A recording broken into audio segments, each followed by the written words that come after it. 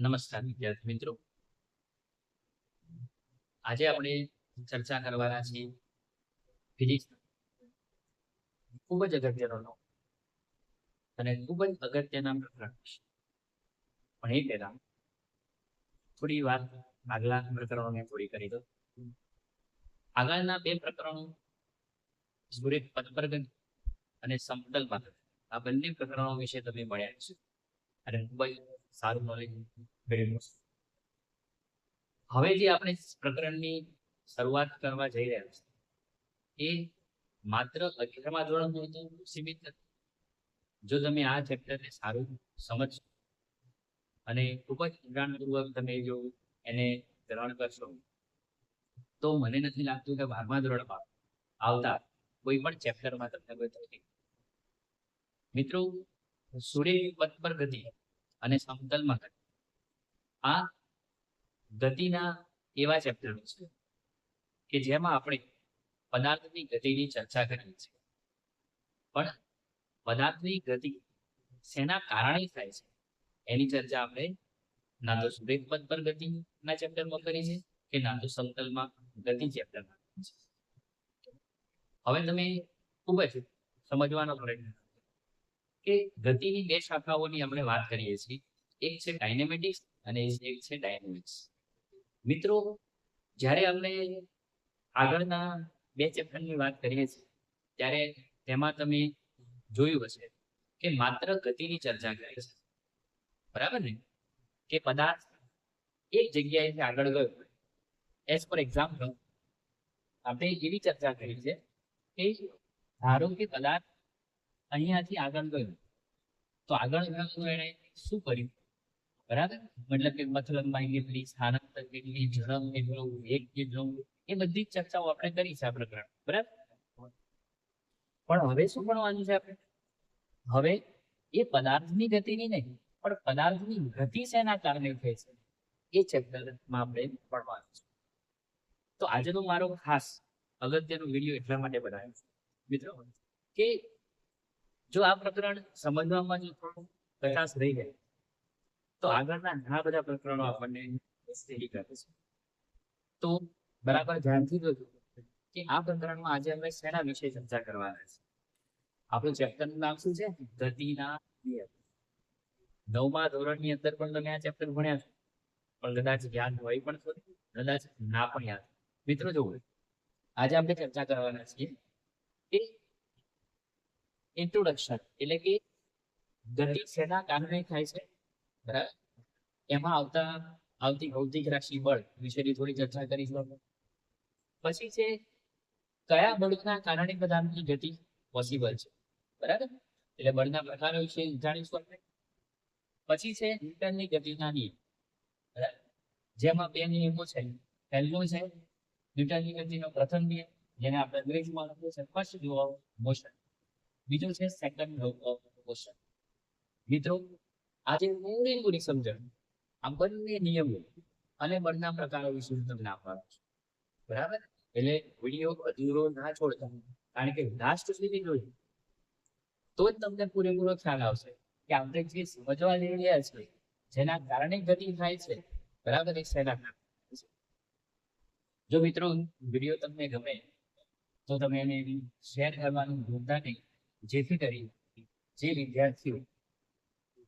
વિદ્યાર્થીઓ એફોર્ડ નથી કરી શકતા, બરાબર, આર્થિક રીતે, એમને ખૂબ જ સરળતાથી સમજવામાં લાભ મળે. તો હવે ધ્યાન આપજો. આપણે ચર્ચા કરવાની છે એ પદાર્થની ગતિ શેના કારણે થાય છે, બરાબર? તો પહેલા આપણે ચર્ચા કરીશું કે કોઈ પણ પદાર્થ, ધારો કે એક ટેબલ છે, બરાબર, અને એ ટેબલ ઉપર મેં પદાર્થ મૂક્યો છે. હવે આ પદાર્થ એ જ સ્થિતિમાં છે, બરાબર, મારે એને ગતિમાં લાવવું છે, બરાબર? તો શું કરવું પડે એની ચર્ચા. હવે મિત્રો સમજો કે વ્યવહારમાં કોઈ પણ પદાર્થ સ્થિર હોય અને એને તમારે હલાવવું, અથવા કોઈ પણ પદાર્થ ગતિ કરતો, બરાબર, અને એના વેગમાં ફેરફાર કરતો હોય. બંને વાતોને સમજજો. કોઈ પદાર્થ સ્થિર હોય, મતલબ કે આ સ્થિર પદાર્થ છે, બરાબર, એને મારે ગતિ વધારવો છે. અથવા કોઈ પણ પદાર્થ અચળ વેગથી ગતિ કરી રહ્યો છે. અચળ વેગનો મતલબ છે મિત્રો કે એક ધારી ઝડપથી ગતિ કરી રહ્યો છે અને અચાનક એના વેગમાં ફેરફાર કરવો છે, બરાબર. તો એના માટે શું કરવું પડે? તો આપણને બધાને ખબર છે મિત્રો કે બળ લગાડવું પડે, બરાબર.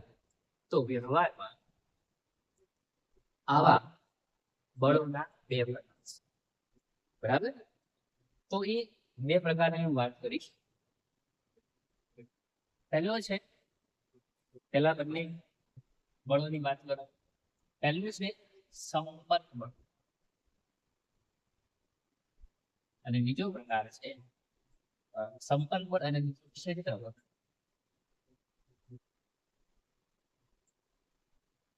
મિત્રો આપણે સમજીએ કે સંપર્ક બળ એટલે શું. તો સંપર્ક બળ એટલે શું કે કોઈ પણ પદાર્થ ધારો કે આ એક સમક્ષિતિજ સપાટી છે, એના ઉપર મૂકેલું છે. સમક્ષિતિજ સપાટી એટલે કે ટેબલની સપાટી હોય, ટેબલ મૂકેલું હોય ને એના ઉપરની જે સપાટી હોય એવી સપાટી સમક્ષિતિજ સપાટી છે અને એના ઉપર એક પદાર્થ મૂકેલો છે, બરાબર. હવે એને મારે ખસેડવું છે, બરાબર. ખસેડવો એનો અર્થ શું થાય? ગતિમાં લાવવો છે, બરાબર. આપણને ગતિનો ખ્યાલ હશે કે કોઈ પણ પદાર્થ ગતિ કેમ કરે છે અથવા ક્યારે કરે છે? જ્યારે એક સ્થાને પદાર્થ બીજા સ્થાને ખસે તો. આ તો ક્લિયર છે કારણ કે આગળના બે ચેપ્ટરોમાં તમે ભણી ગયા છો, બરાબર. છતાં જો આગળના બે ચેપ્ટરોમાં કોઈ કઈ પણ પ્રકારની તકલીફ હોય ને તો સહેજ પણ ગભરાટ, બરાબર, કમેન્ટમાં લખજો કે આ ટોપિક વિશે થોડી કચાશ છે તો અમે વિડીયો બનાવી તમને શેર કરીશું. ઓકે. ફિઝિક્સમાં કોઈ ગભરાવાની જરૂર છે જ નહીં. ફિઝિક્સ બહુ સરળ સબ્જેક્ટ છે. બસ ખાલી થોડીક સમજણના અભાવના કારણે આપણને થોડો વિષય અઘરો લાગે છે. પણ જેનું ગણિત પાવરફુલ હોય એને ક્યારે પણ તકલીફ પડતી, બરાબર. એનો અર્થ એવો નથી કે ગણિત નથી આવડતું અને ફિઝિક્સ ના આવડે, બધાને આવડે, પણ ધ્યાન વધારે રાખવું પડે, પ્રેક્ટિસ વધારે કરવી, બરાબર. મિત્રો જો આ પદાર્થને મારે ખસેડવો છે એટલે ગતિમાં લાવવો છે. ઓકે. હવે ગતિમાં લાવવું છે એટલે મારે શું કરવું પડે? એના ઉપર બળ લગાડવું પડે, બરાબર. હવે બળ કઈ રીતે લાગે? તો બળ લગાડવા માટે આપણે શું કરવું પડશે? એને હાથથી આમ ધક્કો મારવો પડશે. હાથથી ધક્કો મારવો પડશે. ક્લિયર? મતલબ જે પદાર્થો ને ખસેડવા માટે એટલે કે ગતિમાં લાવવા માટે આપણે એના સંપર્કની જરૂર પડે છે, બરાબર. વ્યવહારમાં કોઈ પણ પદાર્થ લઈ લો એને આપણે ગતિમાં લાવવું હોય, મતલબ કે એને ખસેડવો હોય, એક જગ્યાએથી બીજી જગ્યાએ લઈ જવો હોય તો તમે શું કરો? બધાને ખ્યાલ છે ને શું કરો? એને હાથથી આપણે ધક્કો મારીએ છીએ, બરાબર, અથવા તો પકડીને ખેંચીએ છીએ. એ શું કરીએ છીએ? ધક્કો મારીએ કાં તો ખેંચીએ છીએ. તો આપણે શું કરીએ? આપણે પદાર્થ જોડે સંપર્ક કરીએ, બરાબર. તો હવે બરાબર સમજો કે સંપર્ક બળ કોને કહેવાય? કે કોઈ પણ સ્થિર પદાર્થ હોય અને એને ગતિમાં લાવવું હોય તો સંપર્ક દ્વારા ખસેડવામાં આવે, સંપર્ક દ્વારા એને ગતિમાં લાવવામાં આવે. અથવા કોઈ ગતિમાન પદાર્થ જઈ રહ્યો છે અને એના વેગમાં ફેરફાર કરવો છે તો એને સંપર્ક દ્વારા જો વેગમાં ફેરફાર કરીએ. આ બધી બાબતોમાં સંપર્ક દ્વારા પદાર્થને ગતિમાં લાવવાનો જે પ્રયત્ન છે એવા બળોને સંપર્ક બળ. ક્લિયર? સંપર્ક બળ એટલે શું? સંપર્ક દ્વારા, કોન્ટેક્ટ દ્વારા, સંપર્ક દ્વારા પદાર્થ ખસીને એક જગ્યા પરથી બીજી જગ્યા પર જાય, બરાબર, એવા બળને શું કહેવાય? સંપર્ક બળ કહેવાય છે, બરાબર. હવે પહેલું ક્લિયર થઈ ગયું કે સંપર્ક બળો અલગ અલગ પ્રકારના હોઈ શકે છે, બરાબર, પણ એ સંપર્ક દ્વારા જ લાગે છે. એટલે સંપર્ક બળ કેવું છે? માનવ સર્જિત છે, કૃત્રિમ બળ છે, બરાબર. કેમ કે આપણે લગાડીએ છીએ પદાર્થને છેડવા માટે, ખેંચવા માટે, એના વેગમાં ફેરફાર કરવા માટે આપણા દ્વારા થાય છે. એટલે આ બળ કેવું છે? કૃત્રિમ છે, બરાબર. સંપર્ક બળ. ઓકે. હવે બીજું સમજવાનો પ્રયત્ન કરીએ એ બીજું છે ને ક્ષેત્રફળ. તો એ ક્ષેત્રફળ એટલે શું? તો હવે એ પણ આપણને ધ્યાન હોવું જોઈએ કે આ કેવા પ્રકારનું બળ છે. બરાબર, આ મેજિક જેવું લાગે તો કે ક્ષેત્રબળ કયા પ્રકારનું છે. જો દાખલા તરીકે કોઈ પણ પદાર્થને ખસેડવો છે એક જગ્યાએથી બીજી જગ્યાએ, પણ આવું કોઈ બળ સંપર્કમાં લગાડવાનું નથી, એટલે કે ધક્કો મારવાનું નથી, કોન્ટેક્ટ કરવાનું નથી, બસ બાબાના આશીર્વાદથી ખસેડવાનું છે. બાબાના આશીર્વાદ ખબર છે, આમ કરે એટલે ચમત્કાર થાય. તો આપણે પણ એવું સમજવાનું છે કે આ પદાર્થને અહીંયાથી ખસેડવો છે, એક જગ્યા પરથી બીજી જગ્યા પર ખસેડવું છે. શું કરવું પડશે? એને કોન્ટેક્ટ કર્યા વગર ખસેડવાનું છે. હવે આવું પોસિબલ ક્યારે બને છે? આવું પોસિબલ બને છે, જો કેવી રીતે પોસિબલ બને છે ધ્યાન રાખો. તો એક સિમ્પલ એક્ઝામ્પલ આપો, એક ક્ષેત્રફળ કે દાખલા તરીકે આ પેન છે, બરાબર? આ પેન અત્યારે મારા હાથમાં છે. હવે હું એના ઉપર કોઈ પણ ફોર્સ એટલે કે બળ લગાડતા નથી, આ છોડી દીધું, શું થયું? નીચે પડી, બરાબર? પણ એ પડી કેવી રીતે? મેં તો એને કોઈ ધક્કો માર્યો નથી, મેં તો એને કોન્ટેક્ટ કર્યો નથી, મેં તો માત્ર સપાટી પરથી છોડી દીધી છે. કદાચ તમને એવું લાગે કે હાથમાં પકડી છે તો હાથથી મેં હાથનો કોન્ટેક્ટ તો થયો છે એવું તમને લાગતું છે, એવું નથી. દાખલા તરીકે કોઈ ટેબલની સપાટી પરથી આને છોડી દો, બરાબર, અને નીચે પડે, બરાબર, અથવા અહીંયાથી આમ ઉપર છોડું અને પછી નીચે પડે, તો એ નીચે પડવાની પ્રક્રિયામાં હું કોઈ પણ પ્રકારનો કોન્ટેક્ટ કરતો નથી. ક્લિયર? મતલબ શું થયો કે જે પદાર્થની ગતિ માટે, પદાર્થના સ્થાનમાં ફેરફાર કરવા માટે હું કોઈ પણ પ્રકારનો કોન્ટેક્ટ કરતો નથી, બરાબર? તો એ શેના કારણે પોસિબલ છે? તો જો એ પોસિબલ છે પદાર્થ પર લાગતા ગુરુત્વાકર્ષણ બળના કારણે. બરાબર, પૃથ્વી પર શું લાગે છે? ગુરુત્વાકર્ષણ બળ. ક્લિયર? તો આપણે જે પદાર્થને છોડી દઈએ છીએ, બરાબર, આપણે પદાર્થને છોડી દઈએ છીએ એ શેના કારણે નીચે પડે છે? ગુરુત્વાકર્ષણ બળના કારણે પડે છે. હવે ગુરુત્વાકર્ષણ બળ આવ્યું ક્યાંથી? મિત્રો જો કે પૃથ્વી જે છે, બરાબર, એ પૃથ્વી પર કોઈ પણ પદાર્થને તમે છોડી દો તો ક્યાં આવે છે? પૃથ્વી તરફ આવે છે, બરાબર. અને પૃથ્વીની પાસે શું હોય છે કે પોતાનું એક ક્ષેત્ર છે, જેને આપણે કહીએ છીએ ગુરુત્વીય ક્ષેત્ર. અને જે ક્ષેત્રમાં જે બળ લાગે છે એ છે ગુરુત્વાકર્ષણ બળ, બરાબર. તો ગુરુત્વાકર્ષણ બળ ક્યાં લાગે છે? ગુરુત્વીય ક્ષેત્રમાં લાગે છે. અને ગુરુત્વીય ક્ષેત્ર ના કારણે લાગતું બળ એટલે ક્ષેત્ર, બરાબર. તો પહેલું, કોઈ પણ દળ ધરાવતા પદાર્થની આજુબાજુ જે એનું ક્ષેત્ર ઉત્પન્ન થાય છે, જેમાં ગુરુત્વાકર્ષણ બળ લાગે છે, બરાબર, એ બળ લાગવાનું મુખ્ય કારણ છે ગુરુત્વીય ક્ષેત્ર એટલે કે ક્ષેત્ર બળ. તો ક્ષેત્ર બળનો પહેલો પ્રકાર થયો. કયા ક્ષેત્રના કારણે પદાર્થ ગતિ કરે છે? કયા ક્ષેત્રના કારણે પદાર્થ ગતિ કરે છે? તો પહેલું છે ગુરુત્વીય ક્ષેત્ર. અને આ ક્ષેત્રમાં પદાર્થની ગતિ માટે કયું બળ જવાબદાર છે? તો ગુરુત્વાકર્ષણ બળ, ગ્રેવિટેશનલ ફોર્સ, બરાબર. આમાં કોઈ કોન્ટેક્ટની જરૂર પડતી નથી મિત્રો. આમાં તમે જોયું કોન્ટેક્ટ કરવો પડે છે, પદાર્થને ધક્કો મારવો પડે છે, બળ લગાવવું પડે છે, બરાબર. પણ ક્ષેત્રબળમાં ગુરુત્વીય ક્ષેત્ર એક એવું ક્ષેત્ર છે કે જેમાં કોન્ટેક્ટ કર્યા વગર છોડી દો ફટ લઈ નીચે, ગુરુત્વીય ક્ષેત્ર, બરાબર, જેમાં કયું બળ લાગે છે? ગુરુત્વાકર્ષણ બળ. બીજો પ્રકાર છે મિત્રો ચુંબકીય ક્ષેત્ર. 12મા ધોરણમાં આપણે આનો અભ્યાસ કરીશું, ચુંબકીય ક્ષેત્ર. હવે આ બધાને ખબર જ હશે, બરાબર, કે દાખલા તરીકે કોઈ મેગ્નેટ એટલે કે ચુંબક, કોઈ ચુંબક મૂક્યું છે અને અહીંયા એક નાની લોખંડની ખીલી મૂકી છે, તો ચુંબક શું કરે છે? પોતાની તરફ ખેંચી લે છે, ચોંટાડી દે છે. હવે અહીંયા કોને ધક્કો માર્યો? સમજાય છે ને? અહીંયા કોઈ ધક્કો મારતું નથી, છતાંય ચુંબક ખીલીને ખેંચી લે છે. તો અહીંયા જે બળ લાગે છે એ કયું બળ લાગે છે? ચુંબકીય બળ લાગે છે. બરાબર. હવે અહીંયા તમને ખ્યાલ આવ્યો છે કે કયા ક્ષેત્રના કારણે બળ લાગે છે? ચુંબકીય ક્ષેત્રના કારણે ચુંબકીય બળ લાગે છે. અને કોનો પ્રકાર છે? ક્ષેત્ર બળ. ઓકે. હવે ત્રીજો પ્રકાર છે. ત્રીજો પ્રકાર છે મિત્રો, ત્રીજો પ્રકાર છે હવે વિદ્યુતીય ક્ષેત્ર.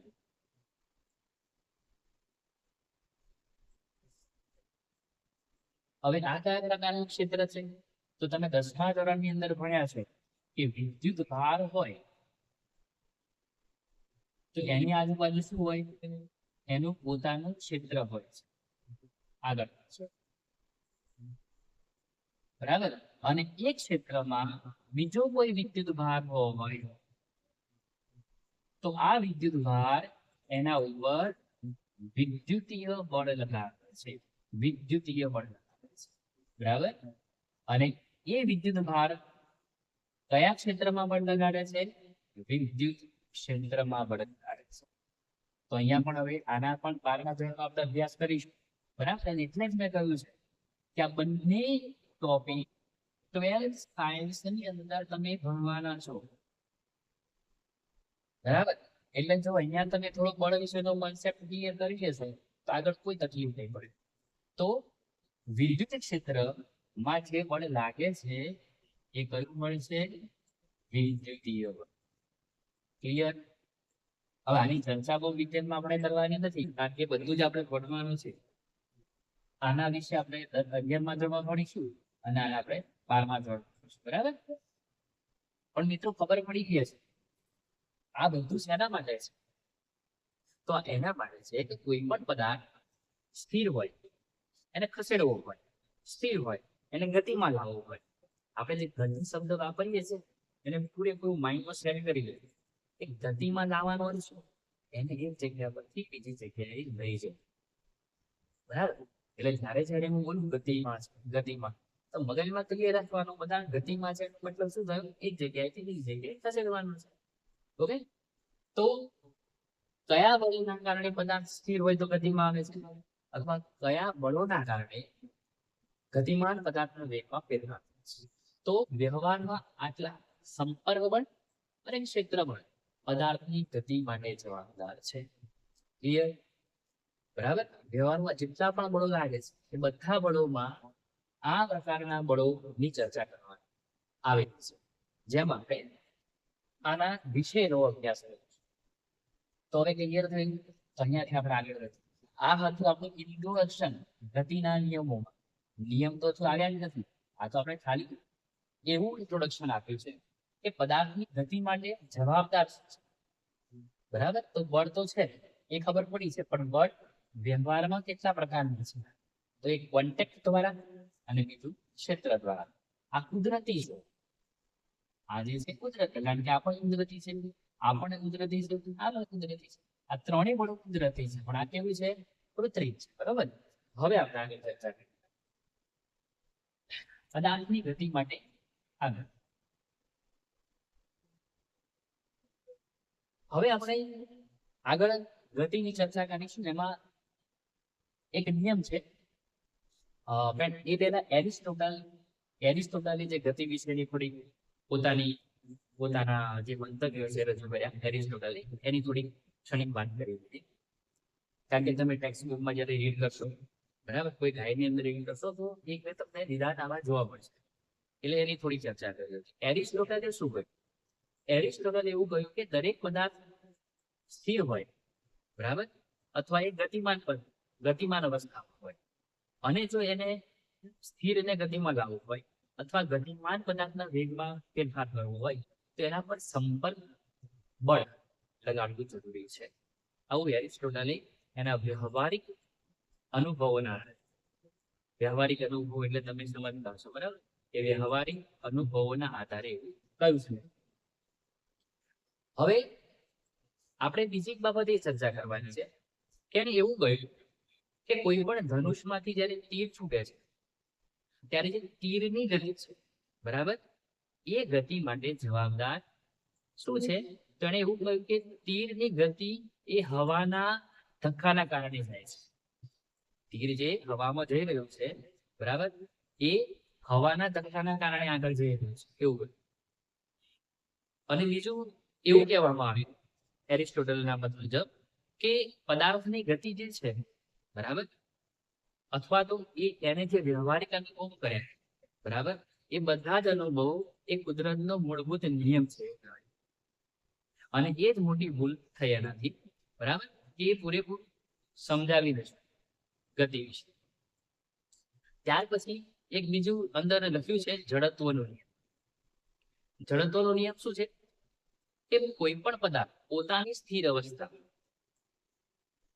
ક્યાં સુધી જાળવી રાખે છે કે જ્યાં સુધી તેના પર કોઈ પણ પ્રકારનું બળ ન લગાડવામાં આવે. સમજ્યા? હા, કોઈ નવું નથી. શું કહે છે ગેલેલિયો? કે જ્યાં સુધી કોઈ પદાર્થ પર બળ ન લગાડવામાં આવે ત્યાં સુધી તે પદાર્થ પોતાની અવસ્થા જાળવી રાખે છે.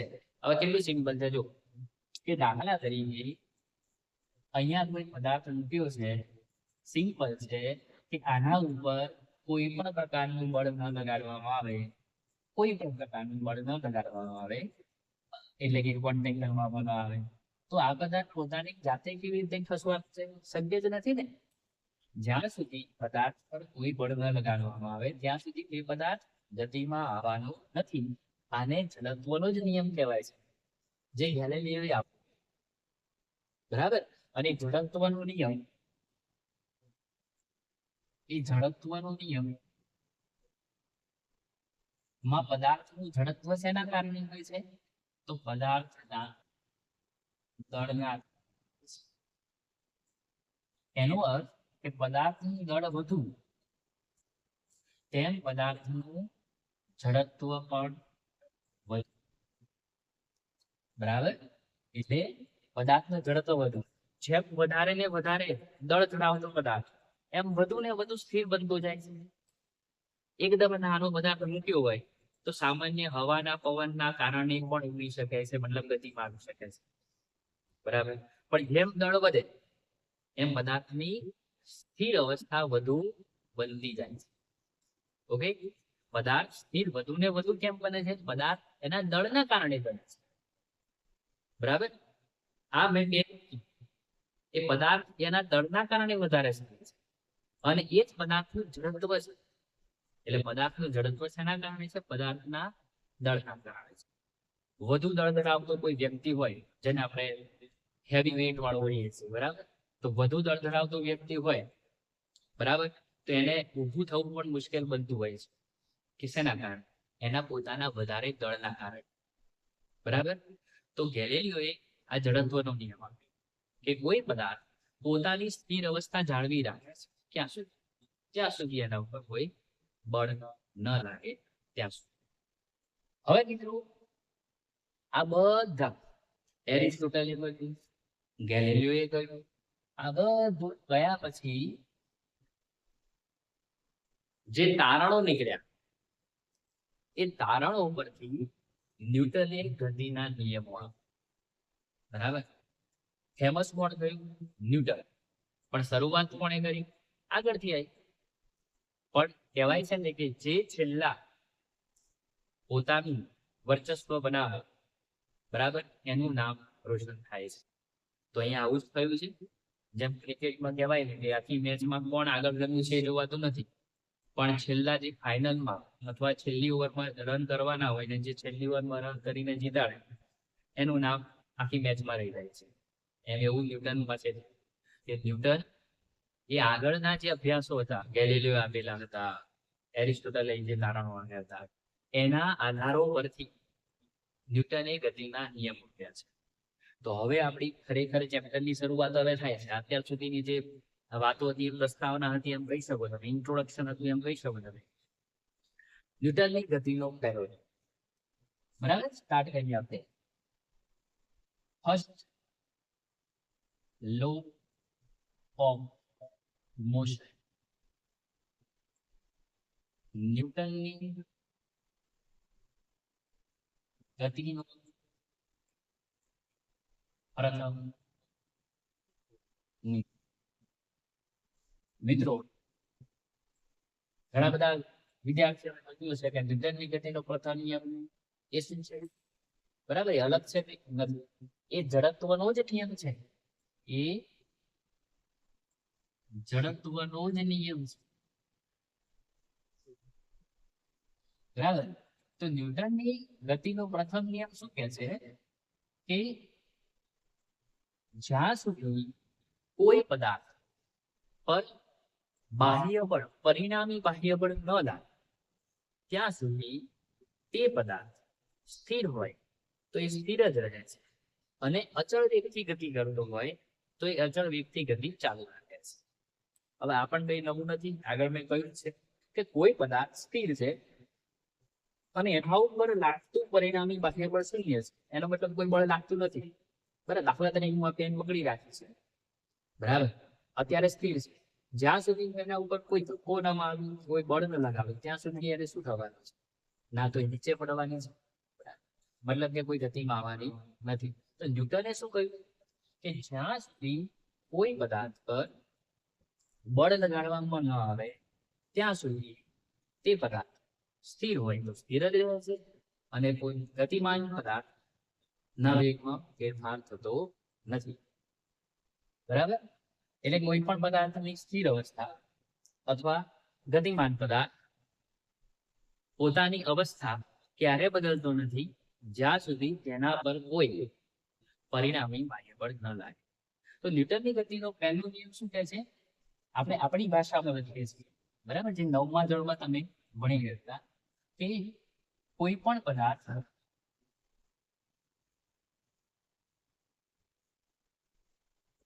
પોતાની સ્થિર અવસ્થા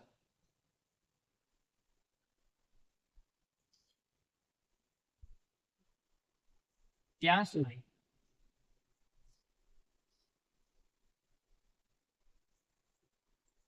જાળવી રાખે છે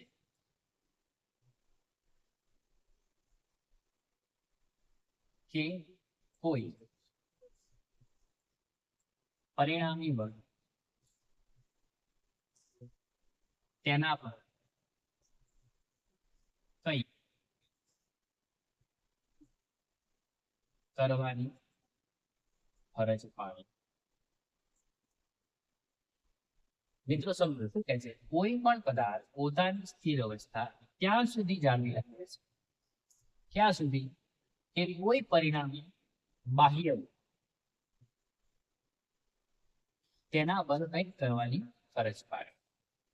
બરાબર, આ સેન્ટેન્સ છે આપણું, જેને ન્યૂટનની ગતિનો પહેલો નિયમ કહેવાય છે.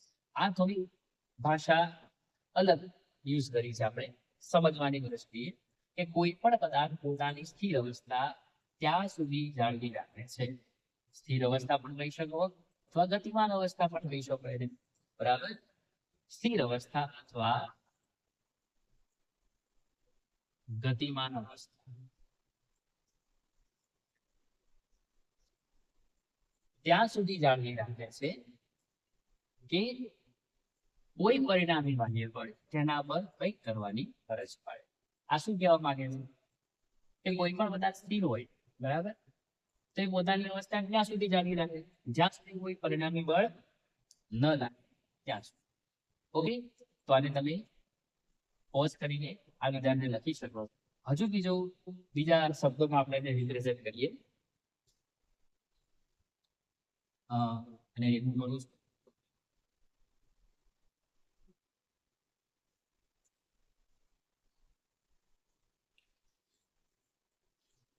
બીજો નિયમ એવું કે છે, બીજો એટલે ગતિનો જ પ્રથમ નિયમ છે, પણ બીજા શબ્દોમાં કે કોઈ પણ પદાર્થ પર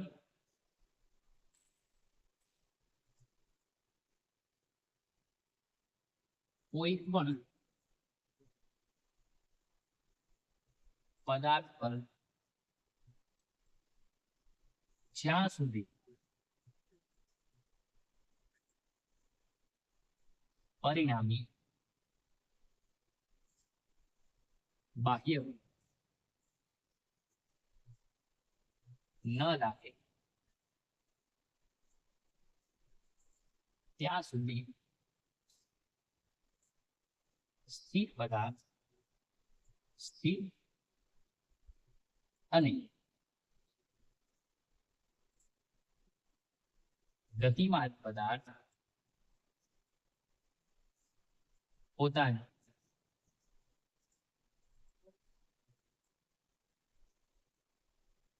અચળ વેગની ગતિ ચાલો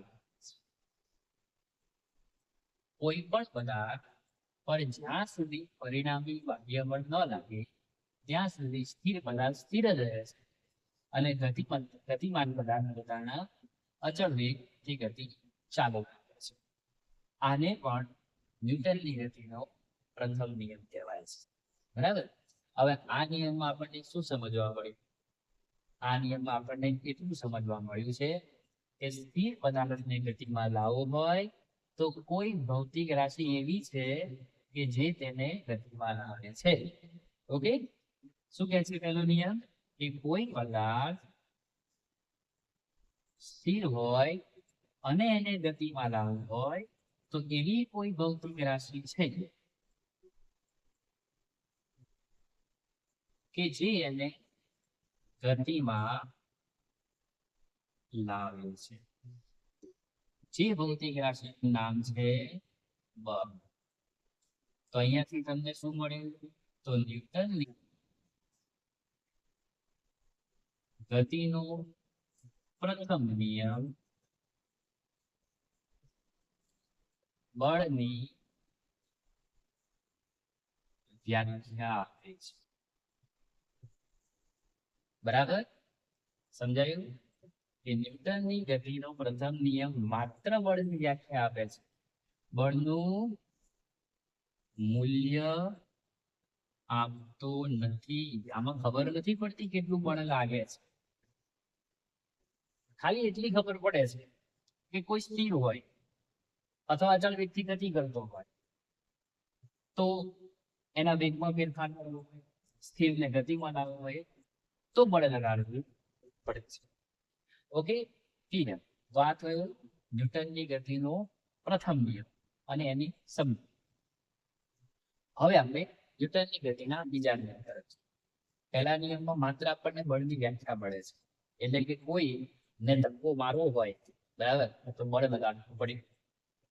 એવું કરવાનું નથી, પણ આ બધું સમજવાનું છે. બરાબર. કે કોઈને એટલે કે પદાર્થને ખસેડવો હોય તો બળ લગાડવું. હવે છે ન્યૂટનની ગતિનો બીજો નિયમ. પણ એ સમજવા માટે પહેલાની બીજી અગત્યની ભૌતિક રાશિ આપણે સમજીશું અને એ છે વેગમાન. બહુ જ અગત્યનું ટોપિક છે. રેખીય વેગમાન.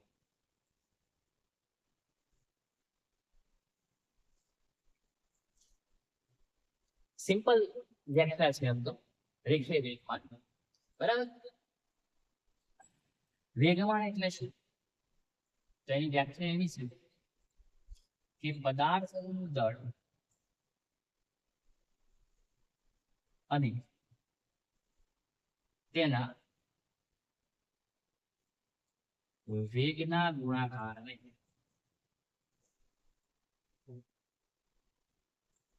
વેગમાન છે. પદાર્થનું દળ અને તેના વેગના ગુણાકારને વેગમાન છે. હવે આને સમજ કે ધારો કે કોઈ સમક્ષિતિજ સપાટી પર, સમક્ષિતિજ એટલે સીધી સપાટી, ટેબલની સપાટી હોય એના ઉપર એક એમ દળ ધરાવતો પદાર્થ મૂક્યો છે. એમ દળ ધરાવતો પદાર્થ મૂક્યો છે. બરાબર. હવે તેના પર તેને આપણે સંપર્ક દ્વારા ખસેડવું છે, અથવા એવું કહી શકો બીજી રીતે કે એમ દળનો પદાર્થ છે અને એ ગતિમાં છે અને એની પાસે અમુક વેગ છે. બરાબર. તો હવે જો અહીંયા થોડું સમજવાની બાબત છે, યાદ રાખવા કે વેગમાન સમજવાનું શું છે? પદાર્થનો વેગ તો છે, બરાબર, પણ પદાર્થના વેગને દળના કારણે માન મળે છે. આવું આપણે સમજીશું. આ પદાર્થનો વેગ છે, બરાબર, એ વેગને પેલું કહેવાય કે દરેક વ્યક્તિને પોતાનું માન જોઈએ, બરાબર. એમ અહીંયા આપણે સમજી શકો જશે કે પદાર્થના વેગને પદાર્થનું દળ માન આપે છે. દાખલા તરીકે એક સ્મોલ એમ દળનો પદાર્થ અથવા એક પથ્થર સમજો, બરાબર, નાનો પથ્થર છે અને એને પદાર્થને તમે ફેંકો છો નીચે, તો નીચે ફેંકો એટલે વેગ તો આવવાનો છે, બરાબર. પણ એ વેગ સાથે પદાર્થનું દળ એડ થાય છે, જેના કારણે કોઈના માથામાં વાગે તો ઈજા વધુ પહોંચે છે. શેના કારણે? વેગ તો હતું, પણ વેગને માન કોણે આપ્યું? પદાર્થના દળે, બરાબર. બે નાના નાના પદાર્થો છે, એકનું દળ ઓછું, એકનું દળ વધારે છે, બંને નીચે પડે છે, કોના વેગને વધારે માન મળે છે? જેનું દળ વધારે છે. હવે ક્લિયર થઈ ગયું છે, બરાબર. એક નાનો પથ્થર અથવા એમ કહી શકો કે નાનું પીછું નીચે ફેંકો છો, પીછું છોડો, એક નાની કાંકરી ફેંકો છો અને એક મોટો પથ્થર ફેંકો છો, બરાબર. તો તમે સમજો કે બંને જયારે ફેંકો છો, ધારો કે બંનેનો વેગ સરખો છે, બરાબર, પણ કયા પદાર્થના વેગને વધુ માન મળે છે? જેનું દળ વધારે છે. સમજાય? આ બાબત સમજવાની છે તમારે. મતલબ, અથવા એમ કહી શકો કે એક કાર ગતિ કરી રહી છે અને એક ટ્રક ગતિ કરી રહ્યો છે, બરાબર. પણ કારનું દળ ઓછું છે ને ટ્રકનું દળ વધારે છે. કારને ગતિમાં લાવવા માટે વધારે બળની જરૂર પડે છે અને ટ્રકને ગતિમાં લાવવા માટે એટલે કે ટ્રકને વેગ પ્રાપ્ત કરવા માટે વધારે બળની જરૂર પડે છે. કારને ઓછા બળની જરૂર પડે છે. ડિફરન્સ શું છે? કે પેલાને દળ ઓછું છે, પેલાનું દળ વધારે છે. સમજાય? એનો મતલબ પદાર્થના વેગને માન આપતું દળ છે અને એટલા માટે વેગમાનની વ્યાખ્યામાં આવ્યું છે કે વેગમાન કોને કહીશું? પદાર્થનું દળ અને તેના વેગના ગુણાકારને આપણે વેગમાન કહીશું. હવે વેગમાન કેવી રાશિ છે? તો વેગમાન સદિશ રાશિ છે, બરાબર. અને વેગમાનનું સૂત્ર શું બનશે આના ઉપરથી? કે વેગમાન દળ ગુણ્યા વેગ, એને સંકેતમાં p વડે દર્શાવાય છે. p બરાબર mv. આ સમીકરણ યાદ રાખજો. p બરાબર mv. પદાર્થના વેગને દળના કારણે જે વેગમાન પ્રાપ્ત થાય છે એ છે p બરાબર mv. તો વેગમાન સદિશ રાશિ છે. હવે કોઈ પણ રાશિ સદિશ હોય તો તમે આગળ ભણી ગયા સદિશના ચેપ્ટરમાં કે કોઈ પણ રાશિ સદિશ હોય તેનું મૂલ્ય હોય અને દિશા પણ હોય. હવે કોઈ પણ ભૌતિક રાશિના મૂલ્ય તો ડેફિનેટલી આપણે શોધી શકીએ છીએ, મળે છે, કોઈ પણ રીતે મળે. પ્રશ્ન છે દિશા. તો વેગમાનની દિશા કઈ? તો હવે તમે સમજો કે પદાર્થને વેગ જે દિશામાં પ્રાપ્ત થાય છે એ જ દિશામાં એનું વેગમાન છે. સમજાય છે?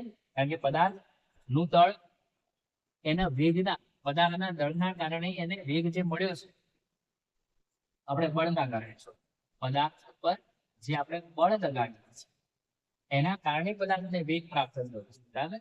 તો પદાર્થનું વેગમાન પણ વેગમાનની દિશા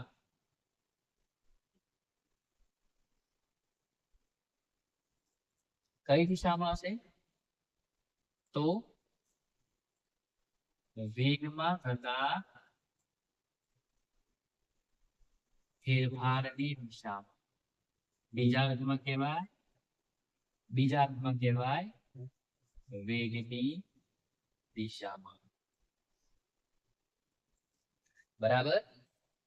આપણે અહીંયા એવું સમજીશું કે પદાર્થના, હવે જો વેગ તો બદલાવાનું છે કારણ કે તો જ વેગમાન મળવાનું છે. પહેલા સ્થિર હતો ત્યારે વેગ જુદો હતો, 0 હતો, અને પછી વેગ પડ્યો, બરાબર. એટલે વેગમાં શું કયું ફેરફાર થયો? તો વેગમાં થતા ફેરફારની દિશામાં હશે. હવે આગળ આપણે ન્યૂટનની ગતિના બીજા નિયમમાં સાબિતી માટે સમજીશું કે વેગમાનની દિશા વેગમાં થતા ફેરફારની દિશામાં હશે, અથવા એમ કહી શકો કે જે દિશામાં બળ લાગે છે એ દિશામાં વેગમાન હશે. બરોબર. જો આ રીતે પણ કહી શકો કે વેગમાનની દિશા બળની દિશામાં હશે. કેમ? કારણ કે જે દિશામાં તમે એના વેગમાં ફેરફાર કરો છો એ દિશામાં બળ લગાડેલું છે અને એ જ દિશામાં વેગમાન છે.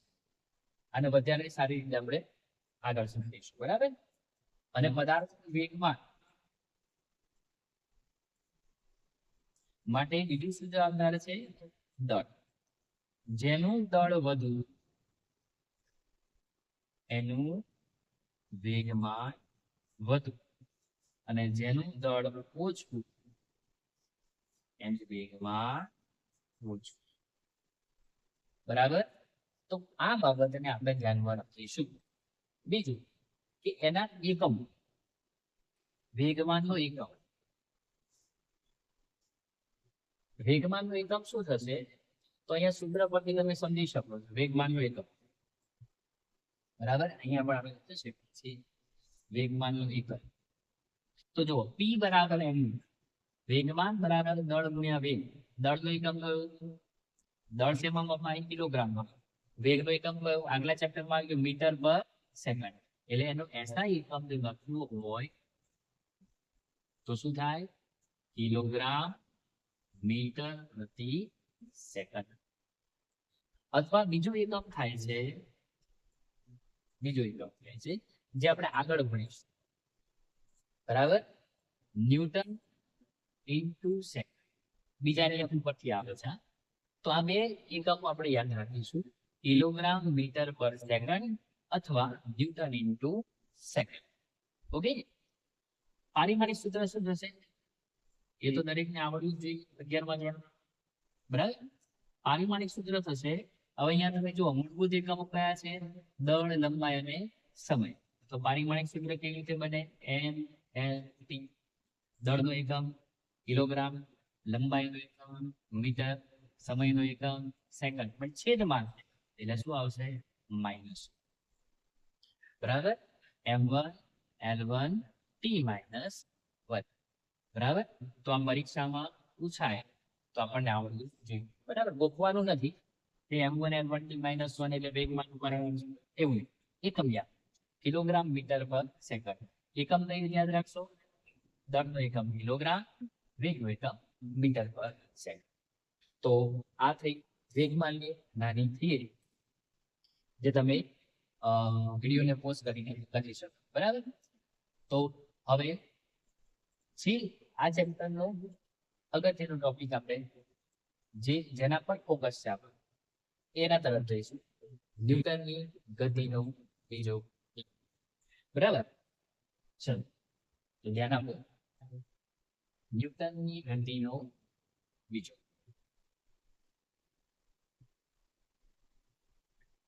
મિત્રો આ બધી નાની નાની બાબતો છે ને 12મા ધોરણમાં ઘણી જ કામ આવે છે.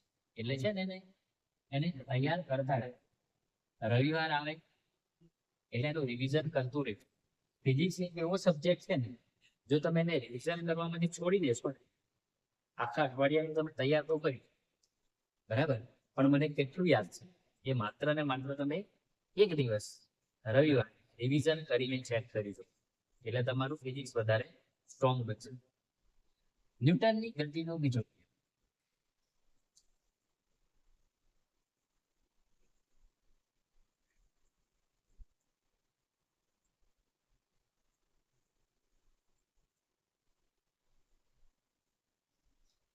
ચલો ન્યૂટનની ગતિનો બીજો નિયમ શું કહે છે એ સમજ. કે ધારો કે કોઈ સમક્ષેત્ર સપાટી પર એક m દળનો પદાર્થ અનભેદ્ય છે અને એની પાસે વેગ છે v અને ત્યાર પછી અને એનો સમય છે t સમય. બરાબર. હવે એ પદાર્થ પર બળ લાગે છે, અહીંયાથી બળ લગાડવામાં આવે છે એટલે પદાર્થનું દળ તો બદલાતું નથી પણ એનો વેગ બદલાઈ જાય છે અને વેગ બદલાઈને થાય છે v પ્લસ ડેલ્ટા. અત્યારે આપણે મૂલ્ય માટે બરાબર. એનો અર્થ એવો થયો કે પદાર્થના વેગમાં અને આ કેટલો સમય છે તો ટી પ્લસ ડેલ્ટા ટી સમય. બરાબર. તો હવે તમે સમજી શકો છો કે એ દળના પદાર્થ ટી સમયે વેગ વી અને ટી પ્લસ ડેલ્ટા ટી સમયે પદાર્થનો વેગ વી પ્લસ ડેલ્ટા વી છે. હવે તમે સમજો કે જ્યાં પદાર્થનો વેગ વી છે ત્યાં એનો વેગમાન પણ હશે. બરાબર. તો એવું કહી શકો કે ટી સમયે વેગમાન કેટલું થયું તો p1 બરાબર એમ વી અને ટી પ્લસ ડેલ્ટા ટી સમયે વેગમાન કેટલું થયું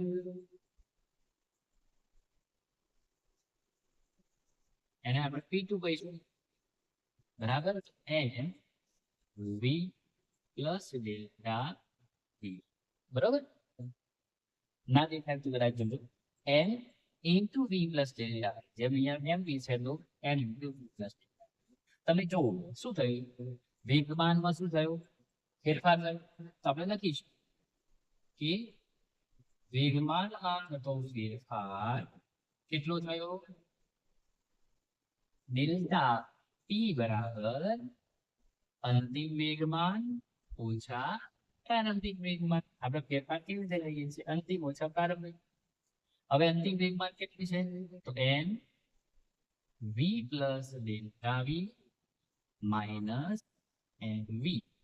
તો અહીંયા એમ ની અંદર ગુણાકાર લઈ લો plus M into delta V minus M V.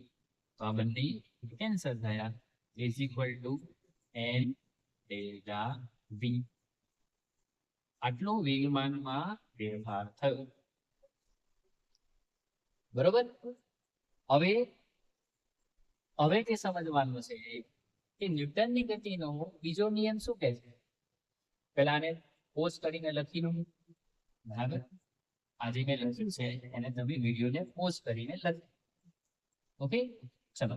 તો હવે હું આને રિમૂવ કરી અને આપણા નિયમ તરફ જઈએ. યાદ રાખજો મિત્રો ડેલ્ટા વી બરાબર એમ ડેલ્ટા વી પદાર્થના વેગમાનનો ફેરફાર થયો. પહેલા સમજી લો આ વેગમાનનો ફેરફાર થયો શેના કારણે થયો બોલો. બરાબર. બીજા આ વેગમાનમાં ફેરફાર થયો મેં શું કર્યું તું વેગમાનમાં ફેરફાર સિમ્પલ દેખાય છે. તેના વેગ બી હતો બળ લગાડ્યું વેગમાં ફેરફાર થયો મતલબ વેગમાનમાં જે ફેરફાર થયો એ શેના કારણે થયો લગાડેલા બળના કારણે થયો મિત્રો. બરાબર. વેગમાં ફેરફાર થયો શેના કારણે પદાર્થ પર લગાડેલા બળના કારણે. એનો મતલબ તમે જેટલું બળ લગાડો છો એટલો વેગમાં ફેરફાર થાય છે. હે ને બેસે છે ને મગજ. તમે જેટલું બળ લગાડો છો એટલું વેગ બદલાય છે. જેટલું વેગ બદલાય છે એટલું વેગમાન બદલાય છે. એનો મતલબ ન્યૂટને એના આધારે જ ન્યૂટનની ગતિનો બીજો નિયમ આપ્યો છે કે કોઈ પણ પદાર્થના વેગમાનનો ફેરફાર તે પદાર્થ પર લગાડેલા પરિણામ બાહ્ય બળ જેટલો હોય છે. ખ્યાલ આવે છે આ વિધાનને. વિધાન પહેલા નથી આવ્યું પહેલા ગણિત આવ્યું. ગણિતમાં ફિઝિક્સ આવ્યું. બરાબર. શું આવ્યું કે કોઈ પણ પદાર્થના વેગનો ફેરફાર થાય છે શેના કારણે બળના કારણે. અને વેગમાં ફેરફાર થયો તો શું બદલાયું વેગમાન બદલાયું. તો ઇનડાયરેક્ટલી કહેવાય કે પદાર્થના વેગમાનમાં થતો ફેરફાર કેટલો હશે જેટલું બળ લગાડ્યું હશે એટલું હશે. ઓકે. તો આને આપણે વિધાનના સ્વરૂપમાં લખી લઈએ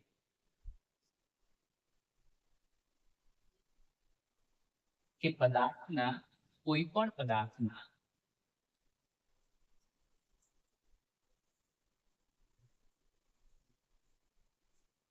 કોઈ પણ પદાર્થના વેગમાનમાં અથવા વેગમાનનો ફેરફારનો સમય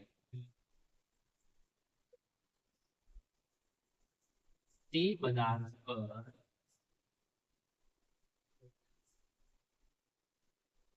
લગાડેલા પરિણામી બાહ્ય બળ જેટલો અને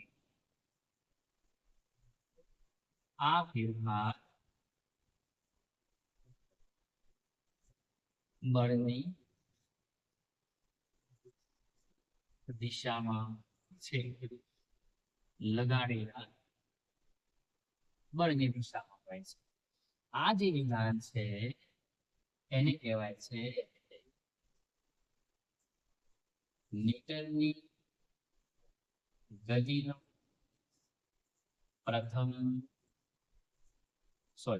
ન્યૂટનની ગતિનો બીજો નિયમ.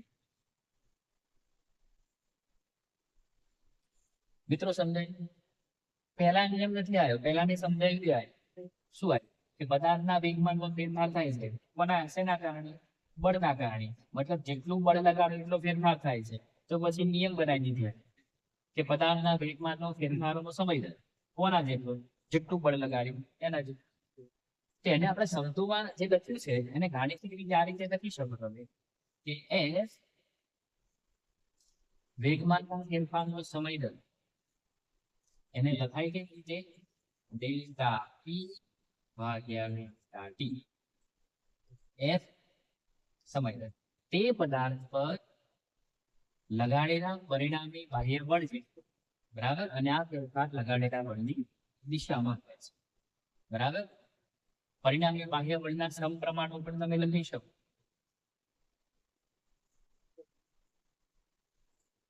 બરાબર?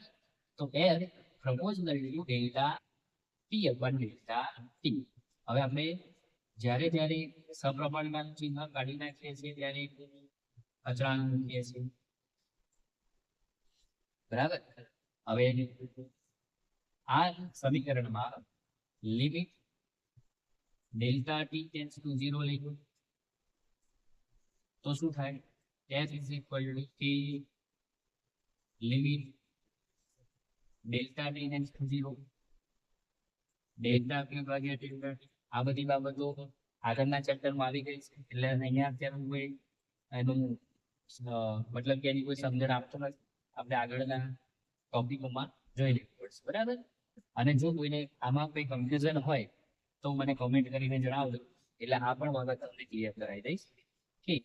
હવે આપણને ખબર છે કે જ્યારે લિમિટ લઈએ છીએ એટલે કે સમયગાળો નાનો લઈએ છીએ ત્યારે આ જે સમયગાળો છે એ નાનો થાય છે એટલે કે ડી બાય ડીટી થાય છે.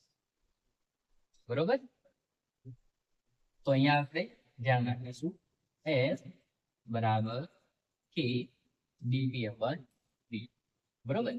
હવે હજુ આને આપણે આગળ લખીએ તો એવું કહી શકો તમે કે પદાર્થનું વેગમાન કેટલું? પદાર્થનું વેગમાન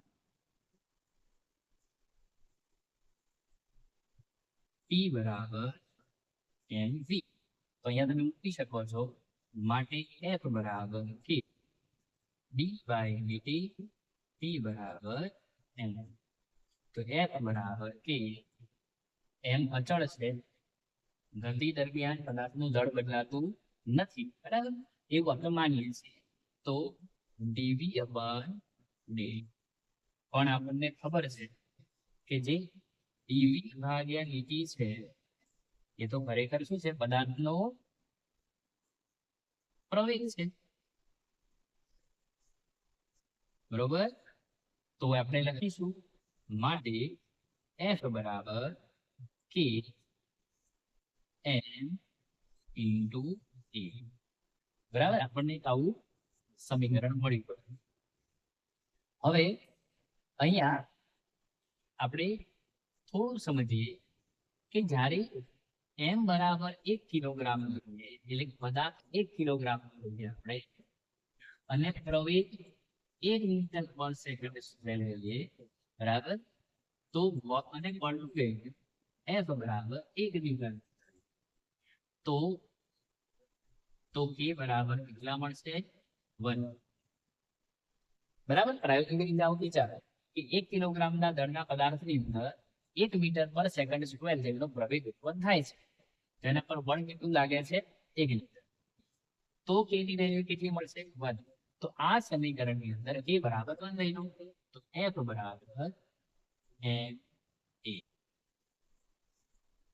જે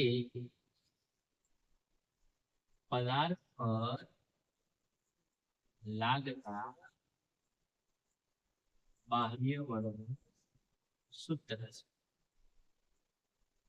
ઓકે, તો મિત્રો સમજો, F બરાબર ma આ શું બતાવે છે કે m દળના પદાર્થ પર જ્યારે વેગમાં ફેરફાર થયો ત્યારે પ્રવેગ ઉત્પન્ન થયો. સમજો, આપણે શું કહીએ છીએ? વેગમાં થતા ફેરફારને શું કહેવાય? પ્રવેગ કહેવાય. હે ને? આ સમીકરણ શું સમજાવજો? વેગમાં થતા ફેરફારને શું કહેવાય? પ્રવેગ. તો અહીંયા વેગમાં શું થયું? ફેરફાર. તો શું ઉત્પન્ન થયું? પ્રવેગ. પણ એ પ્રવેગ ઉત્પન્ન થવાનું કારણ શું છે? બળ. તો બળનું મૂલ્ય કેટલું? F બરાબર ma. ઓકે, તો F બરાબર ma. આ સમીકરણની મદદથી વ્યવહારમાં કોઈ પણ પદાર્થ પર કેટલું બળ લાગે છે એ શોધી શકાય છે. બરાબર. વિડીયો પોઝ કરીને આ ન્યૂટનની ગતિનો બીજો નિયમ દ્વારા F બરાબર ma સમીકરણ સાબિત કરો. પરીક્ષામાં આવું મોસ્ટ ટાઈમલી ક્વેશ્ચન થાય છે કે ન્યૂટનની ગતિના બીજા નિયમનું વિધાન લો અને F બરાબર ma સમીકરણ સાબિત કરો. બરાબર. તો અહીં સુધી આપણે સાબિત કરવાનું છે. ન્યૂટનની ગતિનો બીજો નિયમ માં આપણને બળનું મૂલ્ય મળે છે. કેમ? કારણ કે એક સૂત્ર મળ્યું આપણને. મળ્યું ને સૂત્ર F બરાબર ma. તો આમાં જો m ની વેલ્યુ પ્રવેગ શોધી કાઢીએ તો તમને શું મળી જાય? F મળી જાય. જો એટલે એવું કહી શકાય કે ન્યૂટનની ગતિનો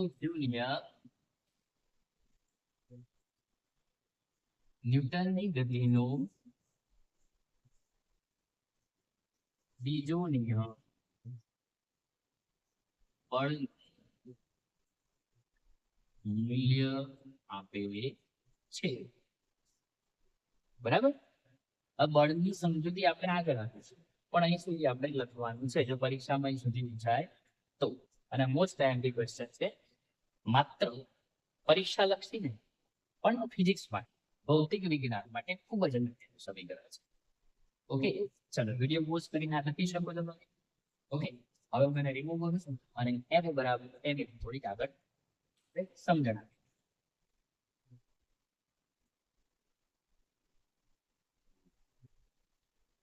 મિત્રો આ ટોપિક ખાસ છે, ધ્યાન રાખજો. અને સમજવામાં કંઈ પણ મુશ્કેલી પડી તો પણ કમેન્ટમાં લખી અને જણાવો. હવે જો F બરાબર ma, બરાબર, આ સમીકરણમાં આપણને બળનું મૂલ્ય મળે છે.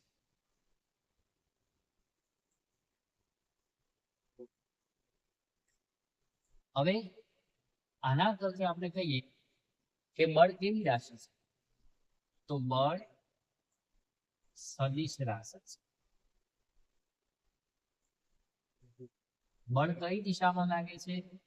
તો બળ ની દિશા કઈ દિશામાં છે? વિચારો, સ્ટોપ કરીને વિચારો, કોમેન્ટમાં લખજો. બળની દિશા કઈ હોઈ શકે? પ્રવેગની દિશા. અને પ્રવેગની દિશા કઈ હશે? વેગમાં થતા ફેરફારની દિશામાં હશે, હે ને? તેનો મતલબ બળની દિશા કઈ? વેગમાન થતા ફેરફારની દિશામાં. આપણે નિયમમાં લખ્યું છે,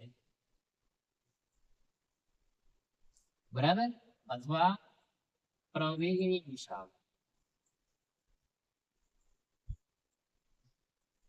F બરાબર તો સદિશના રૂપમાં લખવું હોય તો લખી શકાય F બરાબર ma. તો અહીંયા ન્યૂટનની ગતિનો આખો નિયમ શું થયો? ન્યૂટનની ગતિનો બીજો નિયમ તમારો થયો F બરાબર m into a અને a બરાબર dp ભાગ્યા dt. અને m ઇન્ટુ v મૂકો એટલે થાય dp ભાગ્યા dt. આખું સમીકરણ આવું થશે. ન્યૂટનની આ બધાને ન્યૂટનની ગતિનો જ બીજો નિયમ તરીકે ઓળખવામાં આવે છે. F બરાબર ma, a બરાબર dv upon dt અને m ઇન્ટુ v બરાબર વેગમાન, તો dp upon dt. આ યાદ રાખવાનું છે. હવે આપણે જોઈએ બળ ના એકમ વિશે. બરાબર, તો બળનો SI એકમ કયો છે? તો બળનો SI એકમ છે ન્યૂટન. બીજો એકમ કયો છે? તો સૂત્ર પરથી ગયો, m એટલે કિલોગ્રામ, a એટલે પ્રવેગ, પ્રવેગનો એકમ મીટર પ્રતિ સેકન્ડ સ્ક્વેર. બરાબર, અને CGS એકમ છે બળનો ડાઇન. આ ખાસ યાદ રાખજો, ડાઇન. પ્રથમ ચેપ્ટર ની અંદર સંબંધ પૂછાય છે. 1 ન્યૂટન બરાબર ખાલી જગ્યા ડાઇન. MGS એકમ અને CGS એકમ વચ્ચેનો સંબંધ.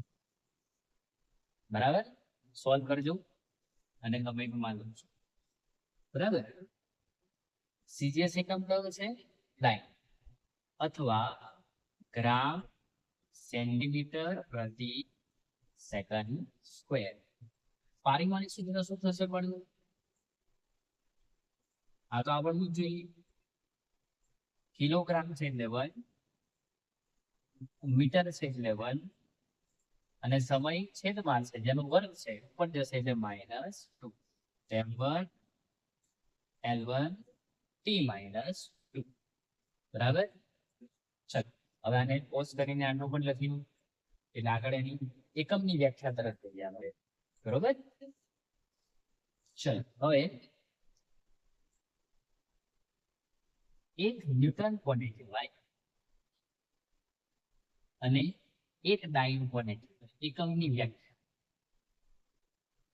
એકમની વ્યાખ્યા પરીક્ષામાં 1 માર્કના ઓબ્જેક્ટિવમાં પૂછી શકાય કે પદાર્થ પર લાગતું બળ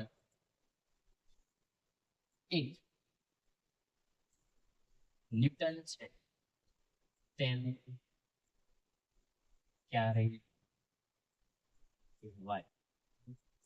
બરાબર, તો સિમ્પલ છે કે બળનું સમીકરણ શું છે?